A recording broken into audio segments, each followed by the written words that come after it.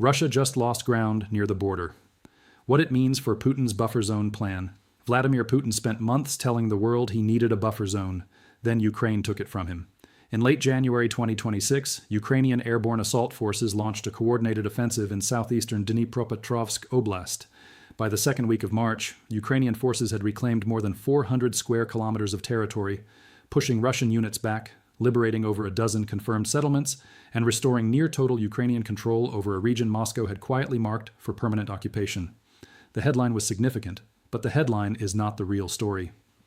What happened in Dnipropetrovsk was not just a battlefield reversal, it was the destruction of a strategic logic that Putin had built his entire 2026 war plan around.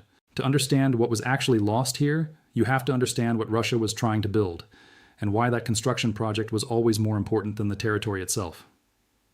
Putin's buffer zone concept did not begin as a public announcement. It emerged from necessity. After Ukraine's 2024 Kursk incursion, when Ukrainian forces crossed directly into Russian sovereign territory and held it for months, something shifted inside Russian military planning. The incursion exposed a structural problem that no amount of frontline advancement could easily solve. The deeper Russian forces pushed into Ukraine, the more exposed Russia's own border regions became. Belgorod was being struck. Bryansk was being struck. Kursk had been physically occupied by the enemy. The message from the Ukrainian side was deliberate. There is no safe distance if we choose to close it. Moscow's answer was the buffer zone, a strip of Ukrainian territory pushed far enough from Russia's actual border to absorb drone strikes, artillery fire, and potential cross-border incursions before they reached Russian cities. In the north, Russian military planners described this as a 20-kilometer zone of influence aimed at Kharkiv, Sumy, and Chernihiv oblasts. In the south and east, the logic was different but structurally identical. If Russian forces could push deep enough into Dnipropetrovsk Oblast, beyond the Donbass annexation lines, they would gain a territorial belt that served three simultaneous functions. It would protect Russian staging areas, it would complicate Ukrainian defensive depth, and crucially, it would give Moscow a negotiating chip, ground it could theoretically offer to surrender in exchange for concessions on the Donbass territories Russia actually wanted to keep permanently. This was not speculation. Ukrainian Major General Oleksandr Komarenko, head of the main operational directorate of the General Staff, said it directly on 10th of March 2026. The Russian aim in Dnipropetrovsk was precisely to seize a strip of territory beyond Moscow's stated annexation claims, ground that had no military necessity except as leverage, buffer, and strategic insurance. That is the plan Ukraine just dismantled. The counteroffensive began quietly. Ukrainian forces spent the final months of 2025 setting conditions in the Huliaipol direction, probing Russian lines, fixing units in place, preventing Russian commanders from freely redeploying forces to more active sectors. By late January 2026, the preparatory work was done. Ukrainian Airborne Assault Forces launched offensive operations in the Oleksandrivka direction, driving into the contested border junction, where Zaporizhzhia, Dnipropetrovsk, and Donetsk oblasts meet. The terrain here is not easily moved across. There is no natural cover. Russian defensive positions had been prepared for months. But the Ukrainian advance came with coordination, deception, and a pace that prevented Russian forces from stabilizing new lines before the next push arrived. Through February, the gains accelerated. Settlement after settlement was confirmed liberated. Novohorivka, Kalinivska, Stepov, Terranova, and at least 9 others documented by geolocated evidence and Ukrainian General Staff reporting. On 2nd of March, Ukrainian airborne assault troops reported 9 settlements cleared in the Oleksandrivka direction alone. By 10th of March, the General Staff announced that Ukrainian forces now controlled almost the entire territory of Dnipropetrovsk Oblast, with 3 small settlements remaining to be completed and 2 more requiring clearance operations. The Institute for the Study of War, using conservative mapping methodology, confirmed approximately 279 square kilometers of verified Ukrainian gains, while acknowledging its methodology likely underestimated the actual advance. Ukraine's own official figure stood above 400 square kilometers. By any credible measurement, this was the largest single territorial recovery Ukraine had achieved since the Kursk operations of 2024. What made this month historically significant was not just the scale. February 2026 became the first month since the Kursk incursion in which Ukraine liberated more territory nationwide than Russia captured. In a war defined for 2 years by grinding Russian attrition and incremental Russian advances, that reversal was not a minor detail. It was a signal. One that military analysts immediately began reading for what it implied about the broader trajectory of the campaign. The immediate military consequences inside the Russian command structure were visible within days. Russian units that had been positioned or earmarked for a spring 2026 offensive were forced to redeploy. Naval infantry brigades and elements of the 90th Tank Division were shifted to respond to the Ukrainian advances in Dnipropetrovsk. Units that had presumably been intended for offensive operations rather than emergency stabilization of a sector that was not supposed to be under threat. Russian forces had not advanced in the Huliaipol direction for 3 months before the Ukrainian counteroffensive began. What had been a frozen sector became an active crisis, and addressing that crisis required pulling resources from elsewhere, specifically from the Pokrovsk axis in Donetsk, where Russia had been making its most consistent territorial gains throughout late 2025. This is where the compounding logic of the Ukrainian advance becomes visible. The gains in Dnipropetrovsk did not just recapture territory. They forced Russian commanders to make a choice: either reinforce Dnipropetrovsk and absorb the cost in Donetsk, or hold Donetsk priorities and accept that the buffer zone concept in the south had collapsed. Russian forces apparently chose the former, at significant operational cost. ISW's assessment, published 10 to 11 March, noted ongoing Russian redeployments and characterized the Ukrainian advance as deliberately designed to disrupt Russian preparations for a spring offensive. The timing was not accidental. Ukraine did not wait for Russia to consolidate. Ukraine moved first, and moved in the sector where the Russian plan was most dependent on territorial control. There is a second layer here that the frontline maps do not show directly. Ukraine's gains in Dnipropetrovsk also remove what was quietly becoming a Russian negotiating asset. If Russian forces had successfully secured a meaningful strip of Dnipropetrovsk territory beyond their 2022 annexation claims, Moscow would have entered any future ceasefire or negotiation holding ground it had never formally claimed. Ground it could then offer to trade, theoretically, for recognition of the Donbas annexation lines. Ukrainian analysts from the Information Resistance Group, including Oleksandr Kovalenko, stated explicitly that the de-occupation of this territory shattered Russia's ability to use extra Dnipropetrovsk land as leverage in talks or as a buffer to exchange for concessions on Ukraine-held Donetsk areas. What Putin needed was a negotiating surplus, territory beyond his stated demands that he could appear to give back. Ukraine just eliminated that surplus before any negotiation had even formally begun. The diplomatic environment surrounding these battlefield events is itself under enormous pressure. On 12th of March 2026, Vladimir Zelensky arrived in Paris for talks with Emmanuel Macron. Discussions focused on battlefield support, European military commitments, and ways to increase pressure on Russia, including targeting Moscow's shadow fleet. The meeting was not ceremonial. It came as the front lines shifted, and as U.S. diplomatic engagement with Moscow continued in parallel through separate channels.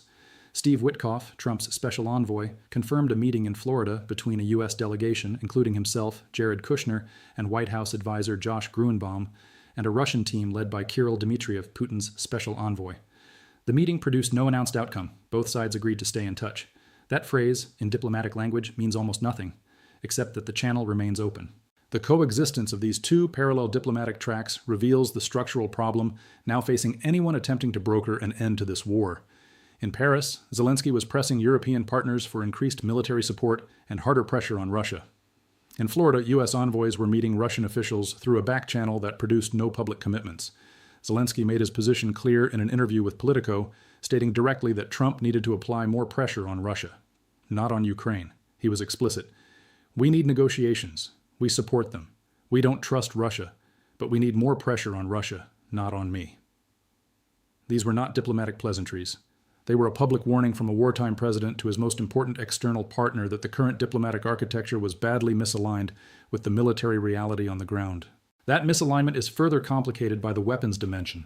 On the same day Zelensky arrived in Paris, Moscow was furiously blaming Britain for a Ukrainian strike on a factory in Bryansk, western Russia, a facility Kyiv says was producing components for Russian missiles. 7 people were killed. Russia claims the target was civilian infrastructure. Ukraine claims it was a legitimate military production site. UK-manufactured Storm Shadow missiles were confirmed as the weapon used. Putin's public accusation against Britain for the strike was not an isolated outburst. It was a calculated message about escalation limits, a signal that Moscow reserves the right to hold weapon suppliers responsible for strikes on Russian territory. Whether that signal changes anything in London is doubtful, but it reveals the underlying logic Russia is operating with as its border regions continue to absorb Ukrainian deep strike operations. Zelensky confirmed in the same period that Ukraine had received deliveries of Patriot interceptor missiles from Germany and warned separately that Russia could support Iran with missiles, a geopolitical linkage that connects the European theater of this war to the simultaneous conflict in the Middle East. That connection is not incidental. Russia's strategic relationships with Iran and other non-Western actors have given Moscow a resilience to Western economic pressure That was not fully anticipated when sanctions were first imposed in 2022. South Korean customs authorities announced on 12th of March that illegal car exports to Russia had jumped more than fivefold in a single year. Vehicles routed through China, Kazakhstan, and Kyrgyzstan to circumvent export controls. The sanctions architecture that was supposed to degrade Russian military-industrial capacity is being systematically circumvented through gray market networks across multiple continents. Meanwhile, inside the European alliance supporting Ukraine, the fractures are also visible. Hungary's ongoing dispute with Kyiv over the Druzhba oil pipeline has become an active diplomatic confrontation.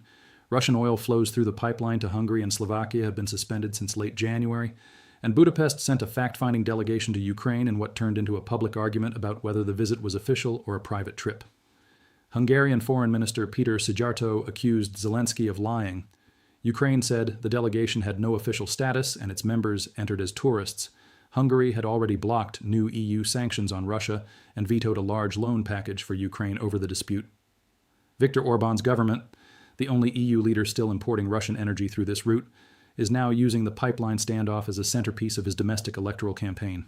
The country with the deepest remaining energy dependency on Moscow is simultaneously the most disruptive voice inside the European Union's sanctions posture. That is not a coincidence. It is a structural vulnerability that Russia has cultivated and continues to exploit. None of this resolves the question of what the Dnipropetrovsk gains actually mean for the trajectory of the war. The honest answer requires holding two things simultaneously. Ukrainian forces achieved a genuine operational success, one that disrupted Russian spring offensive planning, forced costly redeployments, eliminated a negotiating surplus Moscow had been quietly assembling, and restored Ukrainian control over nearly an entire oblast. Those are real and consequential outcomes. At the same time, Russian forces continue to advance incrementally in eastern Donetsk.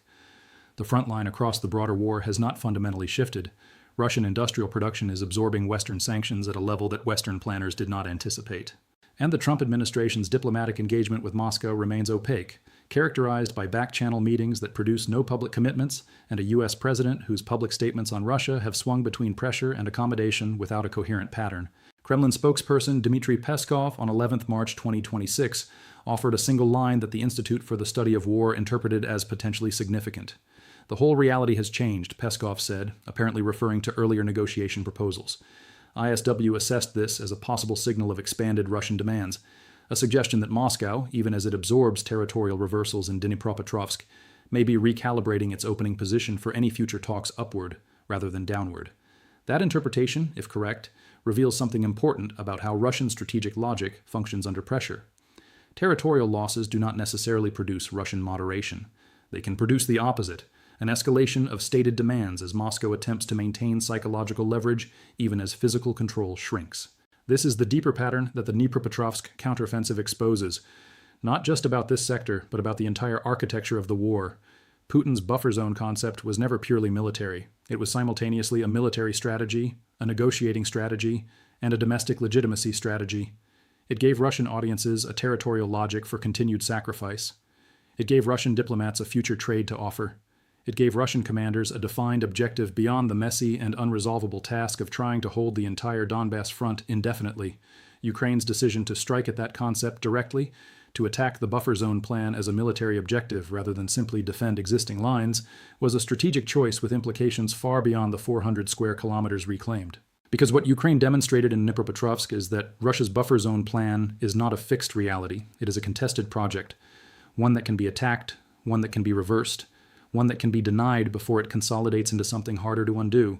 The question that matters now is whether Ukraine has the capacity, the ammunition, and the Western support to sustain that kind of proactive pressure across multiple sectors simultaneously, or whether this successful counteroffensive represents a peak that Russian redeployment and renewed pressure will gradually erode.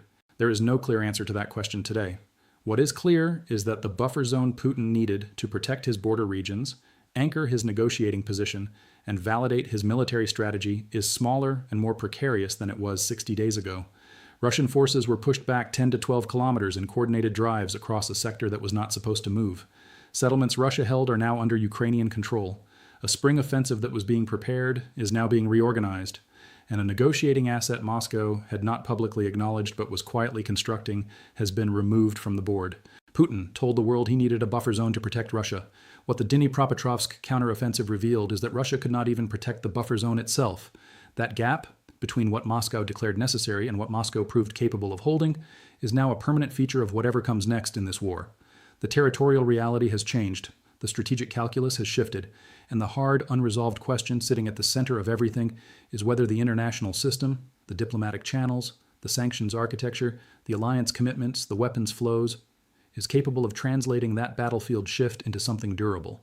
Because if it is not, then what Ukraine just achieved at enormous cost in Dnipropetrovsk may simply become the opening position for the next phase of a war that shows no structural signs of ending.